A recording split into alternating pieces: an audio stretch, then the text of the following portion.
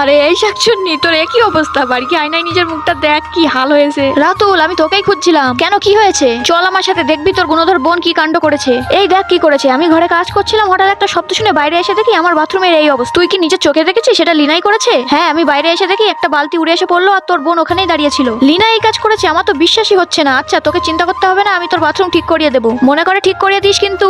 এই, তুই জিয়ানদের বাথরুম ভেঙেছিস কেন বল? তোর জন্য আমাকে লোকের কাছে কথা শুনতে হয়। আমি ভাঙিনি, তোর গায়ে ময়লা লেগেছিল, এই কাজ তুই করেছিস। বললাম তো আমি করিনি। আমাকে বিশ্বাস না করে লোকের কথা বিশ্বাস করছো? থাকো তুমি লোকের কথা নিয়ে, আমি চলে যাচ্ছি। এই, কোথায় যাচ্ছিস তুই? তোমাকে অত জানতে হবে না। লিনা, এত রাগ কিন্তু ভালো না, বলে দিলাম। ফিরে আয়। কি হয়েছে গো রাতুল? কি আর হবে, জিয়ান বলছে লিনা নাকি ওদের পায়খানা ঘর ভেঙে দিয়েছে, তাই একটু বকেছি। লিনা এ কাজ করতেই পারে না, এখানে নিশ্চয়ই কোনো ভুল বোঝাবুঝি হচ্ছে। রাগের মাথায় একটু বকেছে কিনা অমনি রাগ করে বাড়ি ছেড়ে চলে গেল। যাও না ঋতু, তুমি লিনাকে বুঝিয়ে বাড়ি ফিরিয়ে আনো প্লিজ। ঠিক আছে, যাচ্ছি। বন্ধুরা, আল্লাহকে ভালোবাসলে লাইক করো, আর মা বাবাকে ভালোবাসলে চ্যানেলটা সাবস্ক্রাইব করো। লিনা, লিনা, কি হয়েছে লিনা? তুমি এখানে একা একা বসে এভাবে কাঁদছো কেন? ভাই আমাকে একটুও বিশ্বাস করে না, ভালোবাসে না।